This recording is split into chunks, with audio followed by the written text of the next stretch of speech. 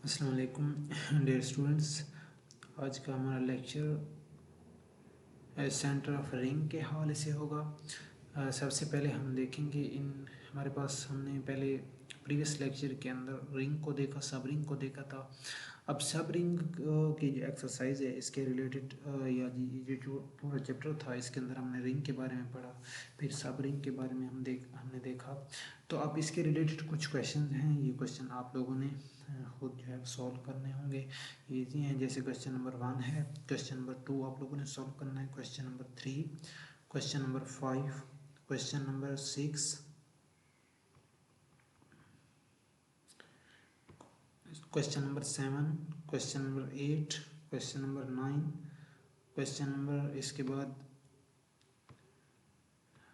ये 16 है, इसके बाद क्वेश्चन नंबर 19 है। ये सेंटर ऑफ रिंग की हमने यहाँ से डेफिनेशन करनी है और इसको प्रूव करना है कि ये सेंटर ऑफ रिंग जो है ये सब रिंग है, ये मैं खुद कराऊंगा।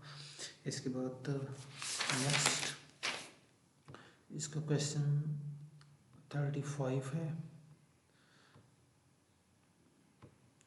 क्वेश्चन 35 है, क्वेश्चन 38 है, इसके बाद question 40, question 41 and question number 42 and question number 43 ये करना है। इसके बाद क्वेश्चन नंबर जो है इसका 46 करना है क्वेश्चन नंबर। इसके बाद क्वेश्चन नंबर 50 है। ये आप लोगों ने बॉलियन रिंग देखा होगा। बॉलियन रिंग कौन सा होता है, आप लोगों के पास कोई भी अगर रिंग आर है उसके एलिमेंट कुछ इस फॉर्म में हूँ, a square is equal to a for R a in R, तो तब आप लोगों के पास आर जो होगा ये बॉलियन रिंग होगा। ये बॉलियन रिंग की डेफिनेशन हम ऑलरेडी देख चुके हैं। तो अब हम सेंटर ऑफ रिंग को देखेंगे कि सेंटर ऑफ रिंग हमारे पास क्या होता है। सेंटर ऑफ रिंग की डेफिनेशन देखेंगे तो सेंटर ऑफ रिंग पे वहाँ पे भी क्वेश्चन नंबर 19 के अंदर सेंटर ऑफ रिंग की डेफिनेशन डिस्क्राइब कर दी गई थी, तो हम उसको भी देख लेते हैं। सेंटर ऑफ रिंग क्या होता है, कोई भी अगर रिंग आर है तो सेंटर ऑफ रिंग उन तमाम एलिमेंट्स का सेट होता है जो कि रिंग के हर एलिमेंट के साथ कम्यूट कर रहे होते हैं। यहाँ पे मिक्सअप अक्सर जो है लोग मिक्सअप हो जाते हैं। यानी यहाँ पे आप देखें तो एक्स आर्क एलिमेंट है, तो ये एक पार्टिकुलर एलिमेंट है जो कि रिंग के हर एलिमेंट के साथ कम्यूट कर रहे हैं। यानी ए से ए फॉर ऑल है, यानी ए के जो है एलिमेंट जो हैं, आर के जो एलिमेंट हैं वो कहाँ से लिए गए हैं, ठीक है। ऐसे ख़ास एलिमेंट हैं जो कि आर के हर एलिमेंट के साथ क्या करते हैं, कम्यूट करते हैं। तो अब हम इसको प्रूव करने जा रहे हैं कि जिस सेंटर ऑफ रिंग होता है ये सब रिंग बन जाता है। यानी आप एक पूरा रिंग लेते हैं और सेंटर ऑफ रिंग जो बनाते हैं ये उसका सब रिंग होता है। तो यहाँ पे इसको मज़ीद जो है वो वाज़ेह तौर पे ठीक है ना एक्सप्लेन कर दिया गया है इसको कि सेंटर ऑफ रिंग क्या होता है। सेंटर ऑफ रिंग आप लोगों के पास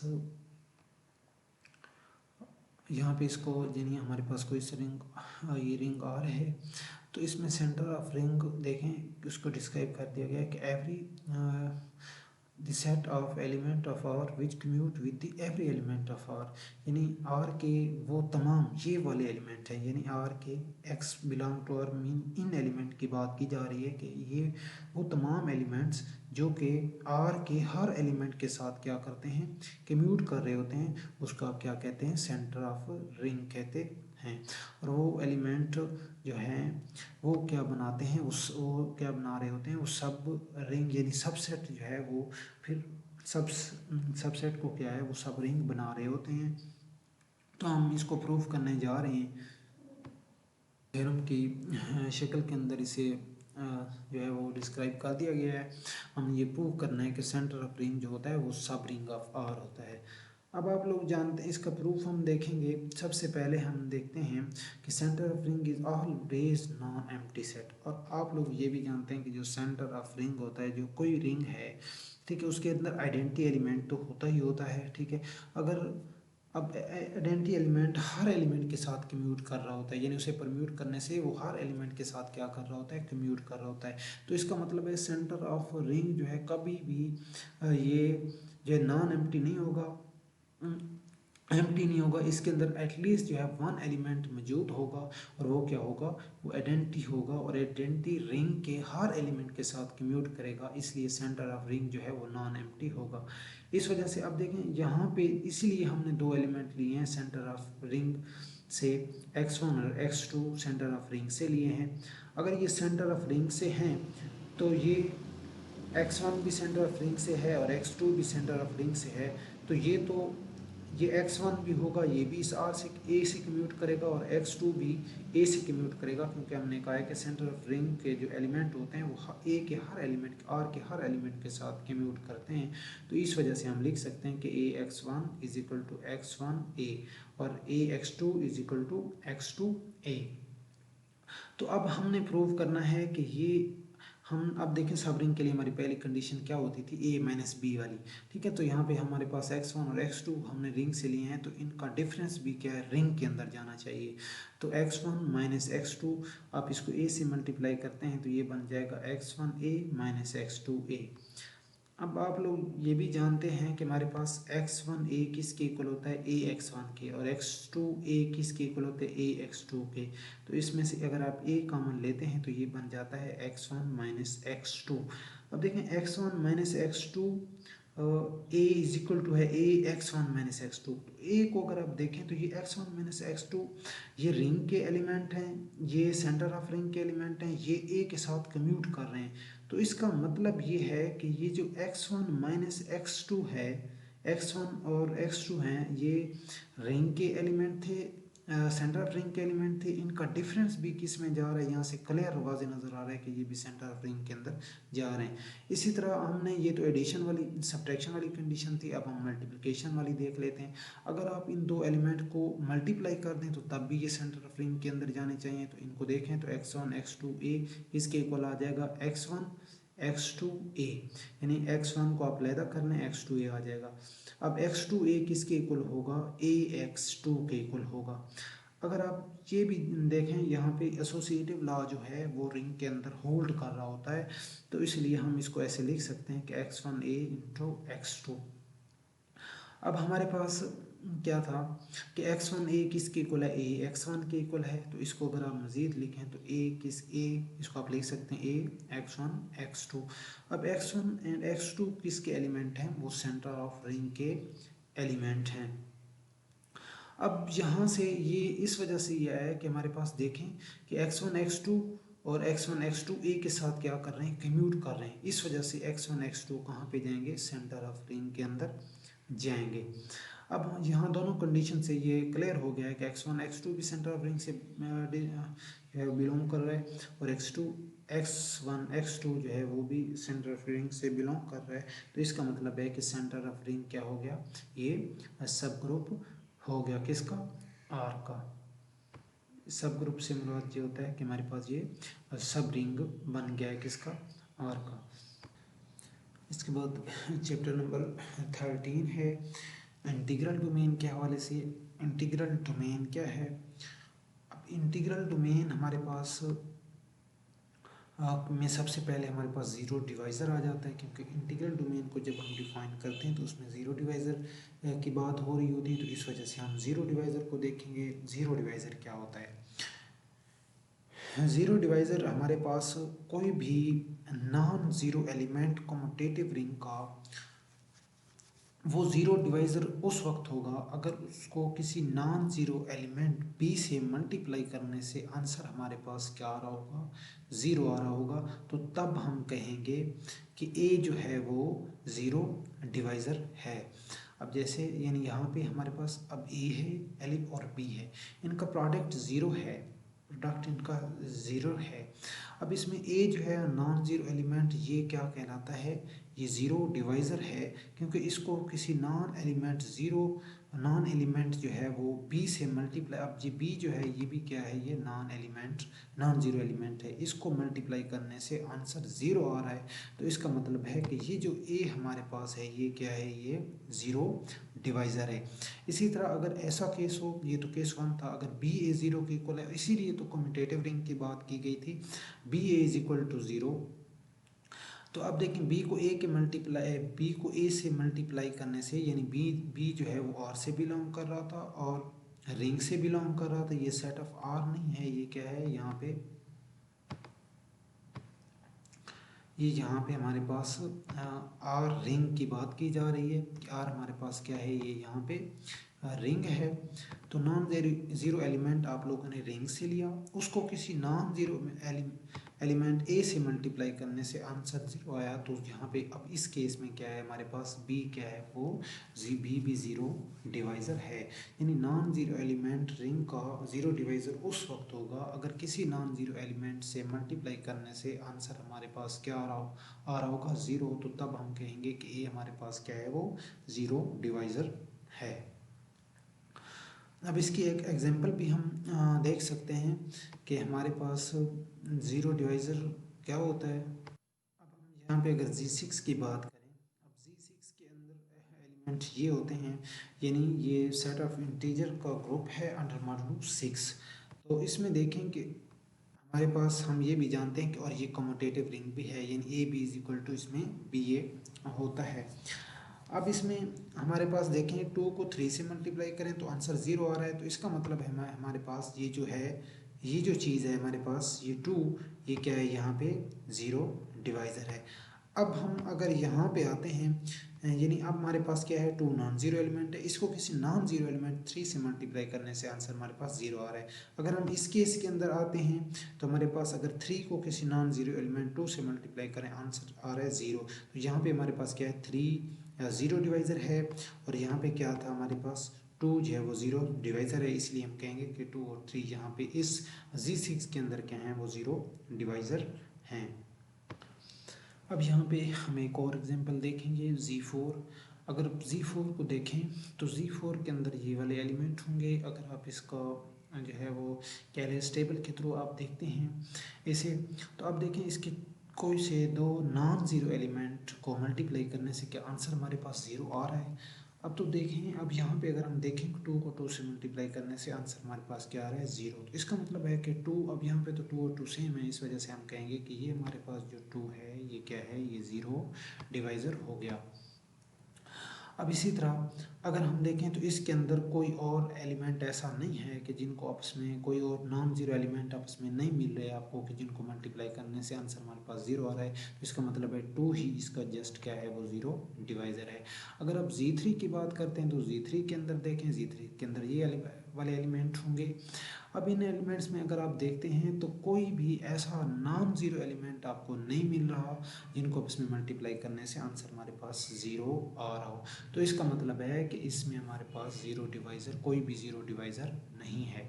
अब हम बात करते हैं इंटीग्रल डोमेन की। इंटीग्रल डोमेन हमारे पास क्या होती है, कोई भी अगर कम्यूटेटिव रिंग है विद यूनिटी, यानी ऐसा रिंग, सबसे पहले हम रिंग देखते हैं, उस रिंग को कम्यूटेटिव होना चाहिए, फिर उसमें यूनिटी भी होनी चाहिए, तो तब हमारे पास, और उसके साथ एक और अगर एक्स्ट्रा कंडीशन ऐड हो जाती है तो तब वो जो सेट होता है, वो जो रिंग होता है, वो आप लोगों के पास इंटीग्रल डोमेन बन जाता है।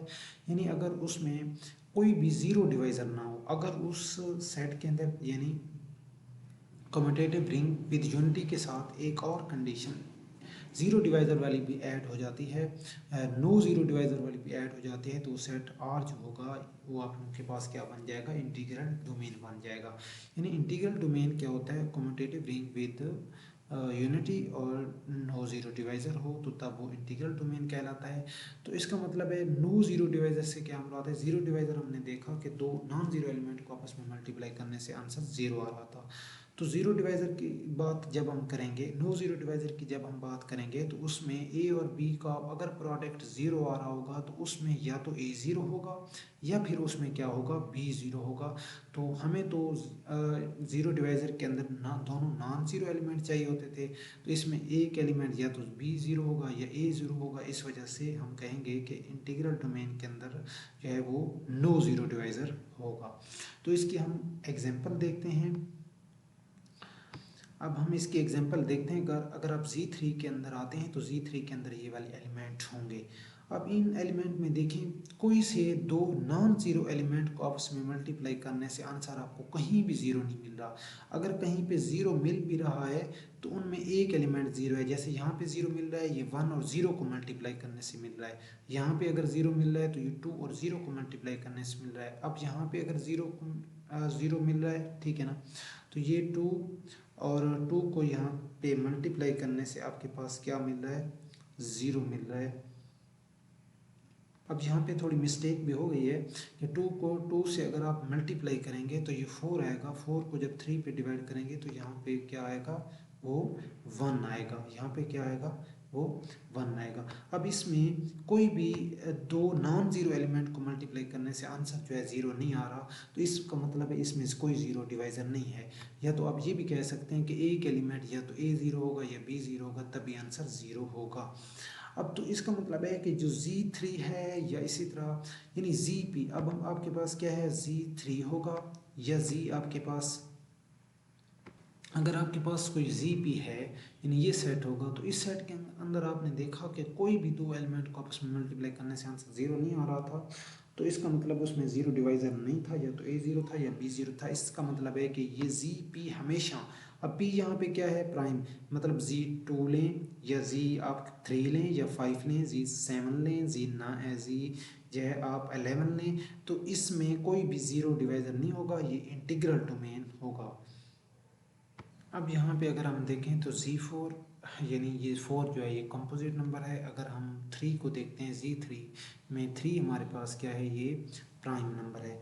तो यहाँ पे इसका मतलब है कि हमारे पास अब इसके अंदर यानी जो कंपोजिट नंबर था, ठीक है ना, कंपोजिट नंबर के लिए यानी हमारे पास जो Z4 है इसके ये जो सेट बन रहा है, इस केस में ज़ीरो डिवाइज़र होंगे, इस केस में हमारे पास ज़ीरो डिवाइज़र होंगे, लेकिन इस केस में हमारे पास Z3 यानी जब P प्राइम होगा आप लोगों के पास, तो इसमें कोई ज़ीरो डिवाइज़र नहीं होगा। इसको अगर हम जनरलाइज वे से लिखना चाहें तो हमारे पास Z1 है, Z3 है, Z5 है, ये इंटीग्रल डोमेन होंगे इनके। इसका मतलब है इसके अंदर कोई ज़ीरो डिवाइज़र नहीं होगा।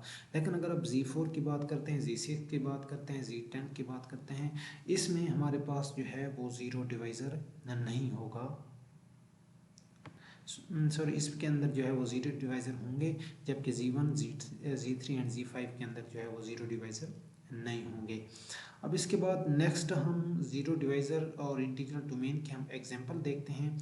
इसी तरह अगर आप सेट ऑफ इंटीजर की बात करते हैं तो सेट ऑफ इंटीजर के अंदर कोई से दो एलिमेंट ऐसे नहीं मिलेंगे, कोई दो एलिमेंट आपको ऐसे नहीं मिलेंगे जिनको आपस में मल्टीप्लाई करने से आंसर ज़ीरो आ रहा होगा। नॉन ज़ीरो एलिमेंट को मल्टीप्लाई, या तो उसमें ए ज़ीरो होगा या बी ज़ीरो होगा। इसीलिए हमारे पास जो है उस इसका मतलब है उसके अंदर कोई ज़ीरो डिवाइज़र नहीं है। तो इसका मतलब ये फिर हुआ कि हमारे पास जो सेट ऑफ इंटीजर का जो सेट होता है, ये हमारे पास क्या बन जाता है, इंटीग्रल डोमेन बन जाता है। उसके बाद नेक्स्ट हमारे पास एक और एग्जांपल होती है set of Gaussian integer. Integer की आप बात करते हैं, गॉसियन इंटीजर यानी ये कॉम्प्लेक्स नंबर के रिलेटेड एक सेट है, कॉम्प्लेक्स नंबर का एक सेट ही है, ठीक है, जिसको गॉसियन, क्योंकि इसमें गॉसियन इंटीजर इस वजह से कहा जाता है इसको, क्योंकि ए और बी आपने क्या करना है, इसमें से इंटीजर लेने हैं। अब ये जो सेट होगा, इस सेट के अंदर जो है वो ज़ीरो डिवाइज़र नहीं होगा। किसी भी दो कॉम्प्लेक्स नंबर को, नॉन ज़ीरो कॉम्प्लेक्स नंबर को आपस में मल्टीप्लाई करने से आंसर कभी भी ज़ीरो नहीं आएगा। तो इस वजह से यानी इसके अंदर कोई ज़ीरो डिवाइज़र नहीं होगा, तो लिहाजा हम इस वजह से इसे क्या कहेंगे, ये जो सेट है हमारे पास ये क्या बन रहा है, ये इंटीग्रल डोमेन बन रहा है। इसके बाद अगर हम सेट ऑफ पॉलिनोमियल की बात करते हैं तो सेट ऑफ पॉलिनोमियल के अंदर देखें कि कोई से यानी ये रिंग है, सेट ऑफ पॉलिनोमियल जो होता है ये हमारे पास क्या बन रहा होता है, रिंग बन रहा होता है, ये कम्यूटेटिव रिंग विद यूनिटी बन रहा होता है।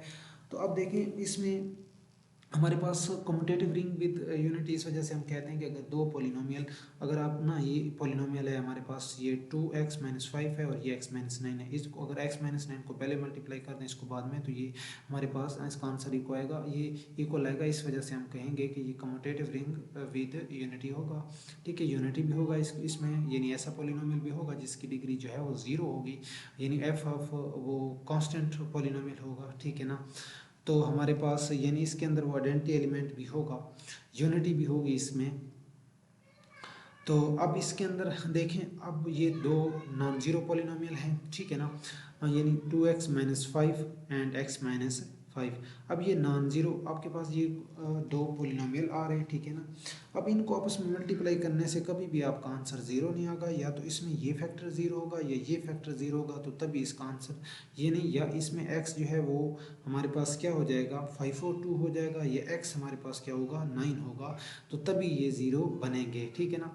मतलब ये दोनों जो है ये फैक्टर, इनमें से एक फैक्टर ज़ीरो होगा तो तभी हो सकता है, वैसा पॉसिबल है कि इसका आंसर ज़ीरो हो, लेकिन अदरवाइज इसका आंसर जो है वो ज़ीरो नहीं होगा। इसका मतलब है कि इसके अंदर ज़ीरो डिवाइज़र नहीं है, लिहाजा ये भी इंटीग्रल डोमेन बन गई।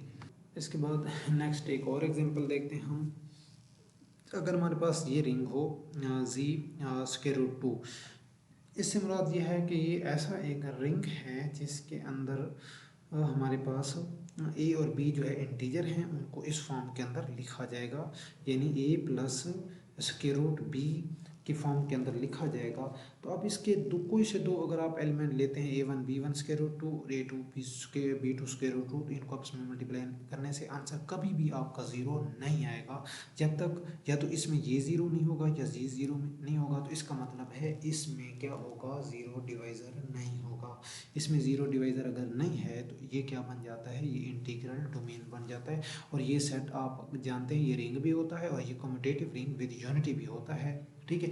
इस वजह से और साथ में ज़ीरो डिवाइज़र भी नहीं है, लिहाजा ये इंटीग्रल डोमेन बन जाएगा।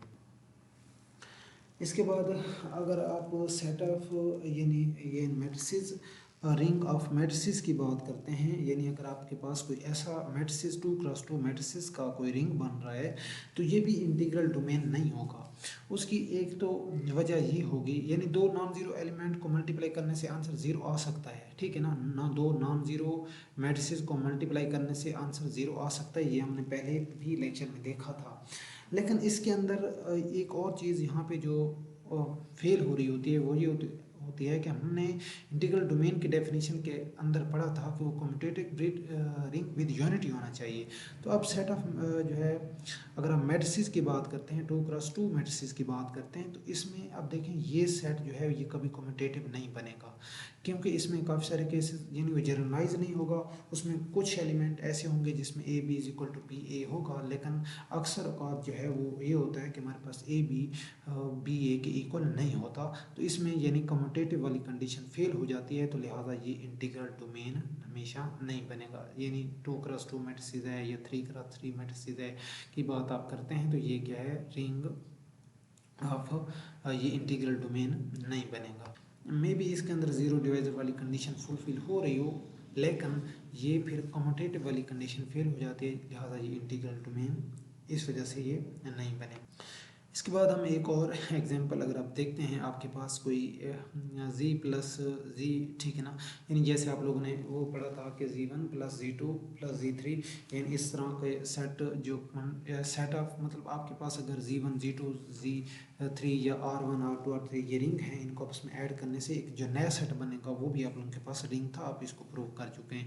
अगर आपके पास कोई सेट ऑफ इंटीजर है, उसमें सेट ऑफ इंटीजर को ऐड करते हैं तो उसके एलिमेंट को आप लोग ऐसे ऐड करेंगे, ठीक है, A and B order pair के फॉर्म के अंदर, तो उसमें ए और बी जो है सेट ऑफ इंटीजर से बिलोंग कर रहे होंगे, तो इसमें भी ज़ीरो डिवाइज़र जो है वो एग्जिस्ट कर रहा होता है, ठीक है। इसमें ज़ीरो डिवाइज़र एग्जिस्ट कर रहा होता है, यानी इसके दो नॉन ज़ीरो एलिमेंट को आपस में मल्टीप्लाई करने से आंसर ज़ीरो आ सकता है, तो इस वजह से ये इंटीग्रल डोमेन नहीं बनेगा।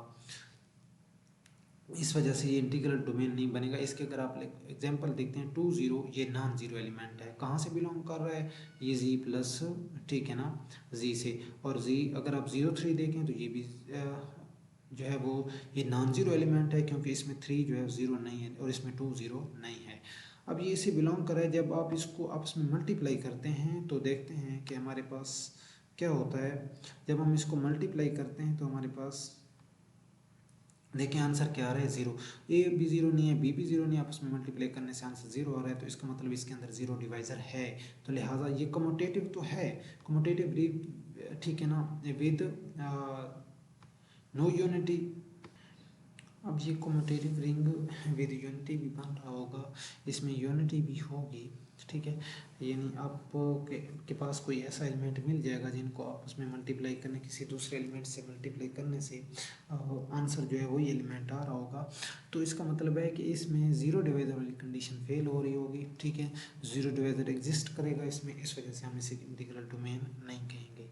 अब देखें, ये बात हम ऑलरेडी डिस्कस कर चुके हैं कि अगर हमारे पास ये हम ऑलरेडी ये बात डिस्कस कर चुके हैं कि अगर हमारे पास पी प्राइम होगा तो इंटीग्रल डोमेन बनेगा। अगर जी एन होगा और एन आपके पास क्या है, प्राइम नहीं होगा, तो तब आप लोगों के पास जो है ये इंटीग्रल डोमेन जो है वो नहीं बन रहा होगा। तो इस केस में हमारे पास इंटीग्रल डोमेन बन रहा होगा। ये वाली एग्जांपल्स थी, ठीक है, आप लोगों ने इनको देख लेना है। इसके बाद ये हम ऑलरेडी प्रूव कर चुके हैं कि हमारे पास अगर कोई ए और B and C integral domain से बिलोंग कर रहे होंगे तो तब हमारे पास उसमें कंसलेशन लॉ होल्ड करेगा, ठीक है। अगर कंसलेशन लॉ होल्ड करेगा तो तब हमारे पास वो इंटीग्रल डोमेन बन जाएगी। ये इफ़ एंड ओनली इफ़ की कंडीशन के साथ हमने इस थ्योरम को देखा था। तो इसके बाद नेक्स्ट हम देखते हैं, इसके बाद इंशाल्लाह हमारा नेक्स्ट आर्टिकल जो है वो फील्ड के रिलेटेड होगा। फील्ड क्या होती है, तो यहाँ तक ठीक है ना, इस प्रीवियस आर्टिकल को आपने यहाँ तक करना है। फील्ड के बारे में हम इंशाल्लाह नेक्स्ट लेक्चर में डिस्कस करेंगे।